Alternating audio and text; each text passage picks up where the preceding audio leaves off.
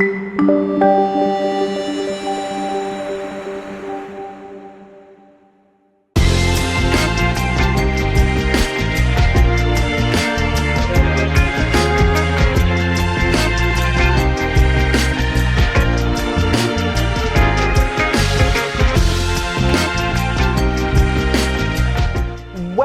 to Caught on the Hook, where I help you recognize the babes. I am your host, Cortina Jackson, and we are coming back. If you're joining in, this is part 2 of a segment we did where I am able to speak with my very own son. And you know, I call this the show Caught on the Hook because I was in an abusive marriage and a second marriage. It affected me, and I tried to cover it, and I tried to make it work out for my children. And I have my son here. We talked a little bit about the impact that it had in his life, and what it was like having an absentee father, and then introducing the stepfather. And so we want to continue with that conversation because it was so impactful and so important for people to know that, you know, oftentimes we feel caught on the hook. I certainly did. I felt that I was caught on the hook. I was lured in. The narcissism, the abuse, the gaslighting, all things that I thought affected me and kept me from reaching my goals, kept me from pushing forward, kept me from seeing light at the end of the tunnel. But what I certainly didn't want for it to do was impact my children. Right. And so I thought by being caught on the hook, one day I would get off of that line and I would be free. And that almost happened. And then it almost didn't. I almost lost my life in abuse. And so, you know, we're hearing your side because a lot of times we don't know how this affects our children. Sons, moms with sons, and how that must have been for you as kind of being the man of the house. You know, even though we had a man in the house, he really wasn't. And so because of our dynamic, we love each other so much. We have such a strong, tight-knit family. Agreed. I can't imagine what it was like for you to feel like what it would take for you to protect your mom and almost feeling helpless to do so. So we're going to pick right back up on that conversation we had on part 1. If you're just coming back, this is part 2 of that. I urge you to go back and watch part 1. But we're going to follow up with this conversation and the impact of an absentee father and what it was like having a stepfather that you wish you didn't in abuse. Right. Tell us more on that. You know, I left that off with my role was to try to protect you. I'm the mom. I always tried to be the strong one. I wore the mask in the family. We talked about that on the last episode, that I wore this mask of happiness and joy and laughter all the time, trying to protect you guys. What was it like for you to try to protect me? Because there were things I didn't realize that you guys were doing. I thought you didn't know. Right. And it was revealed that you did know I was in abuse. Please tell us a little bit more about your feelings on that. Well, I think with you trying to mask yourself, it clearly told me that there was no protection on your behalf. And, you know, I was little, didn't really know much about fighting and being more of like an aggressive type of person. You know, growing up, I always had you, Granny, and Nanny to kind of show me how to basically base my life off of. We were always doing cooking projects, and that's where I learned how to cook now. Just little dishes that we would put together in the kitchen and things like that. And from being on the nurturing side of the family, I felt like I didn't have any skills in being a protector of the family. It's one of the skills that I feel like I missed out on, the abandonment, because, you know, when you have your father, that's kind of the symbol for your family. That's your family's strength. That's who everybody looks up to whenever the father steps in. That's kind of the model for the family. And without having that father in that role, it really took that side out of me. So to watch you go through it day after day, I can see that happiness dwindling. Things that you used to enjoy, just getting out and writing, going out store shopping, and just always being active, that became more of a task more than a thing that you love to do. And it was hard for me because I didn't know how to restore your happiness. I was too young to know ahead of time what you needed in life. So for me, it was like I had to watch you continually be impacted negatively. The tearful nights, just the way the house was. It was always quiet at night. If we didn't have a game playing, you would just hear the fans going. And for me to lay in that bed and sometimes catch you sobbing, it would tear me apart inside because I couldn't restore the happiness that my role model always had all of her life. So for me, the best option that I could do was run away. And in running away, I don't mean physically. I got absorbed in video games. I got absorbed in my friends. Just looking for love in other places that really it should have been within our home. You, more than anything, needed that love that I was constantly giving away to other people. And I feel kind of selfish in a way because instead of being that backbone that I could have been for you, instead I searched out my own happiness instead, running to video games and friends. And I never really felt that I got the opportunity to pay you back because even constantly still I'm relying on you in places that a father should have been. Learning how to do taxes, learning how to change stuff on my car, trying to be more consistent in dealing with business. These are all lessons I should have learned way back then, but now I'm playing the catch-up game where I should have been. But let me let you know that is never your role. I know, I say how it feels that you couldn't protect me, but in my eyes, that was never supposed to be your role. I was your mother. Right. It was the father's fault that you guys didn't have that well-rounded. Don't never feel guilty that you felt like that you weren't there to protect me. Or to be the man. I never wanted to put you in the position that you're the, a lot of mothers call their son my little man. That's not to put you in a position where you felt like you had to be the man of the house. It should have been an environment where you have mom and dad and the kiddos. And so, I just wanted to let you know that never feel guilty that you gave away something or you weren't there for me, because my job to me was that I was to be there for you and make sure that you had what you needed from me. And, and I carry a great deal of guilt that I didn't bring a man into your life that played his position the way he should have for you. And so, yes, I did want to stop you because I know that you were supposed to go out and play and you guys were supposed to go off to college. That was what we set up to do. And so when you went away, when you guys went off to college, that was actually, as you know, his way of getting y'all out of the house and moving you states away. Y'all were in Wisconsin, we were in Texas. And I thought it was for y'all's benefit. Later, I realized it was so that he could get me alone and separate me from everyone. And so when we come back from this next break, we're going to, I did want to leave you with that. I did want to make sure that you knew that everything was done for your benefit, and don't feel guilty. We're going to come back after this and pick up on this conversation. Yes, he made it to that. Are you traveling long-term internationally? Moving to another country?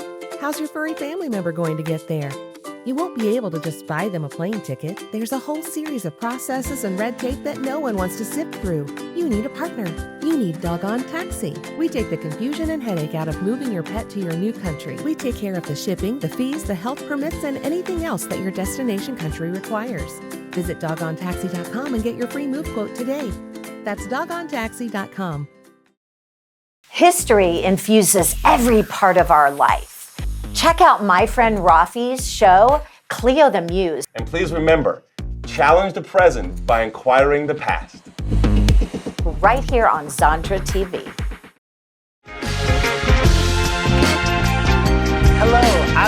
an executive decision. Since this is my mother and then this is her show, I'm gonna take the charge for this segment going forward. I know just before the break we were talking about how we were separated and we went to Wisconsin Platteville for school. And for us, it was a really explorative time in our lives where we were getting together to understand what it's like to be on our own and to become men. But you were saying you were in Texas and things started to become a little different for you. What kind of things were you experiencing when you were off by yourself, when we were isolated in college? Wow, thank you for hosting the show. I feel like people needed to know. Very good question. I'm glad you asked that, because when you guys went to, y'all graduated high school, and it was going to be a great transition to life. Mm-hmm. At that time, I thought I would leave. That was going to be a great time to leave my abusive marriage. You guys were going to school. Everything is great. But he said, and here's the thing about the way his narcissism worked, or the way he operated. Church is very big to us. God is very big in our life. So what he would do to reel me back in was to use God. And so by saying, hey, I'm going to pay for the kids to go back to college, he knew that would appeal to me. I'm going to send them to a nice school so they can have a nice football career. And God told me to bring my family back together, and I'm going to take good care of you and do all these wonderful things. And we're going to move to Houston. It got me out of my element. I was living in Dallas where I had some family. We lived here where we had some, but he decided to move to Houston. And the kids are off to college. You know, that's no longer a factor. Let's try to make things work. Let's try to move and have a new start. I thought maybe it is a new start. Maybe things are going to go okay. Right. And when you guys went to Wisconsin, things were quiet for a while, a very little while. And then I realized that my life was in complete danger because the abuse got worse, that y'all were out of the home. No longer was there the laughter that I had to keep up with to make you guys laugh. Then it was sadness all the time. And because I realized y'all were so far away, y'all weren't coming back. Y'all were not going to be there. And though I said, you know, you guys weren't supposed to be my protector, I had no one at that time. I didn't know anyone there. I'm new to the city. Houston is where he was from, so that he was in his element. It was just a bad situation. And so I no longer had to hide what was happening. It was just happening. And so we had that going on. And I would still, when I would have phone calls with you, I would still try to be happy on the phone. But my plan was to get away. And the whole time y'all were gone, I thought, the guys are out of the home. They're safe. Let me try to work on safely leaving. After I realized it wasn't going to work out, let me leave safely. And so that was the plan the whole time. I started working and I started saving money every chance I got. But you guys were in college and y'all needed money. So the money I began to pinch off to leave him, I began to send to you guys for help. And I didn't want y'all to know that all of that was happening. And so I was in a very stuck situation, to the point that, you know, within a couple of months after being there is when he tried to take my life. And y'all never knew. And the saddest part about that situation is that I remember the day he tried to take my life. My instant thought, I accepted the death. And I knew I was going to die. And the saddest part for me was not that I was going to die, but it was the way y'all would find out, or that you would find me if you found me. Right. That was the saddest part. And my heart dropped right at that moment. I was on the floor. I was about to die. And my whole countenance became very sad that all these years, by then y'all were in your 20s, for 20 something years, I've tried to protect y'all, and this is how they're gonna find me. My kids are gonna find me dead. What good did I do them? Right. And so that's why too, I urge, women, if you're in abusive marriages and abusive situations, to have your plan, have a plan B, have a plan that you don't share, with him, with the abuser, because a lot of times if, they say the most dangerous times for a woman is when she leaves. Mm-hmm. And I knew, because I was a police officer, mm-hmm. I already knew. I knew that if I left, it was going to be danger, and it was.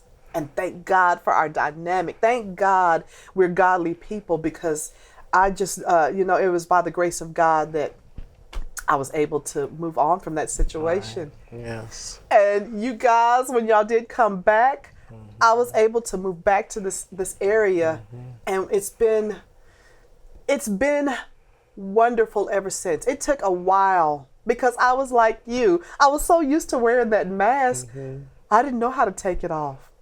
So it took a while for me to discover who I was, who I really was. I hadn't known who I was since I was 7 years old. I didn't know who I was other than Bozo the Clown.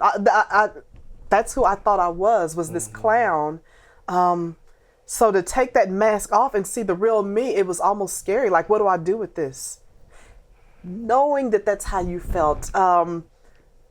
Tell me how that affected you. You guys came home, and that's when y'all discovered, mm-hmm. I don't know that y'all knew my life was almost taken.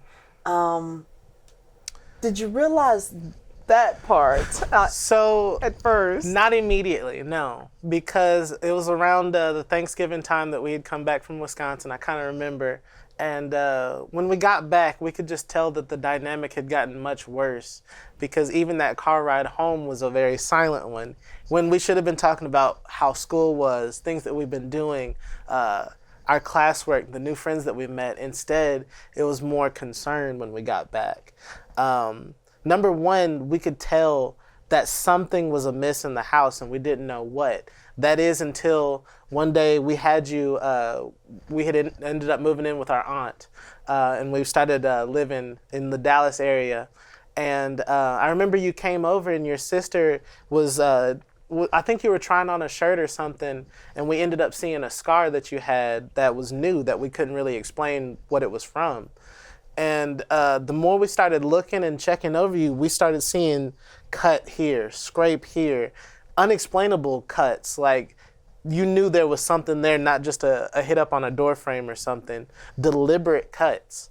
And from there, we all took pictures. I remember we got all the evidence together, and we were asking you kind of what happened, and even then you were kind of dodging the answers. So we knew that there was something that was developing there that we didn't get to look at.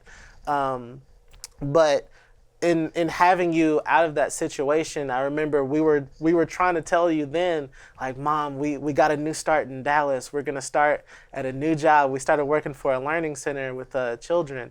And even then, we were trying to get you out of the house. That way you can be free and on your own. Let me stop you there. We'll be right back after this to finish this conversation. Yeah. Hey friends, have you ever felt like you're on this hamster wheel of life and you just can't get off? That was me for 23 years, until I took that brave leap and hired myself. Here at Lisa Williams Co., we help you make your next chapter your best chapter. We will empower, equip, and inspire you to step into your role as a God-gifted entre-believer. Come visit us and become a blessed wealth builder today. The number one tool for generational wealth is and always has been real estate. Property ownership is the most trusted financial security, and there's so many benefits. Most people lack the information, education, and more importantly, the mindset to make real estate repeatable and profitable. Until now. Our step-by-step approach will give you the knowledge and tools necessary to help you grow your portfolio. Check me out, ToneRobinson.com.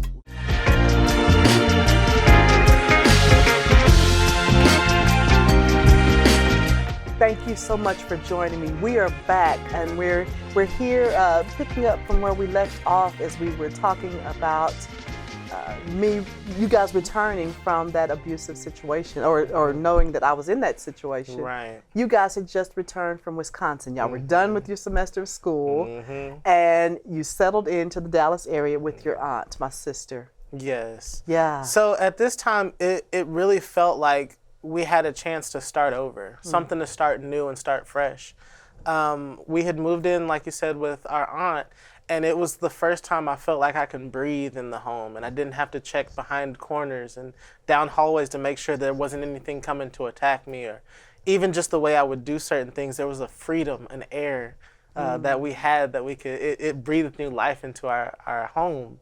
And we were trying to get you to part out because we had seen the bruises. We'd seen the heartache and the pain that you had gone through, and we just wanted you to have something that was more easy going on life as it was with what we had in our situation. So I feel like with us, it was a blessed start to a new life that we had. One, getting back together with God and being able to move forward in peace and in tranquility, but a new start as well with trying to figure out who we were going to be from that point, despite the past and what we could have been. Yeah, I agree. When y'all moved back, there'd always been a black cloud over my life. When I knew y'all were back with her, I could feel that lifting off my back, that the boys are in a great place. And that really brought me joy, even though I was in a bad situation. And so at that time, I was out of money, and I was still trying to pinch back to move. And the day that he tried to take my life was the day the abuse stopped, because and sadly my life had almost been taken. Thank God I was able to escape that situation, and when I did, he was arrested, and he gave me 1 day to leave. I had 1 day, and then less than that, because the jail had called me and informed me that he had a way to bail himself out. He was able to get the bail. They gave me a countdown. Hey, he's going to be home within 15 hours, and so I gathered up everything that I could fit into my car, and that was it. Everything, clothes. I was writing a book, and I put it all in the car and began to drive.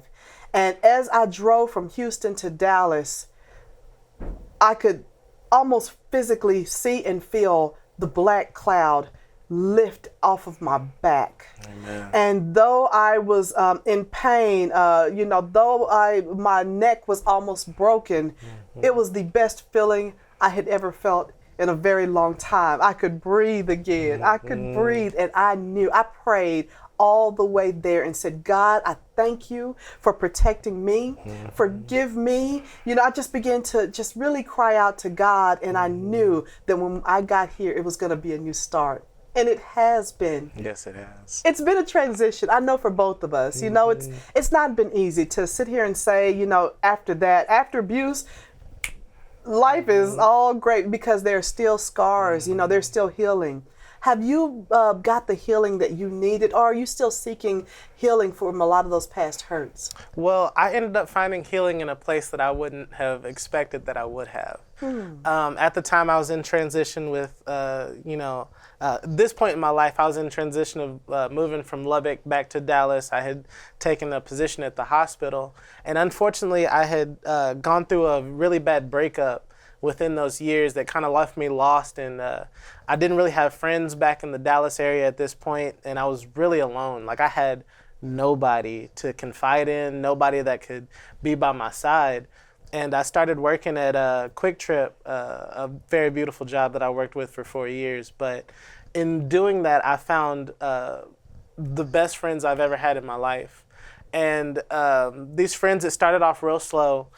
Just how you doing, how's your day kind of going? And these were my coworkers, so I saw them every day.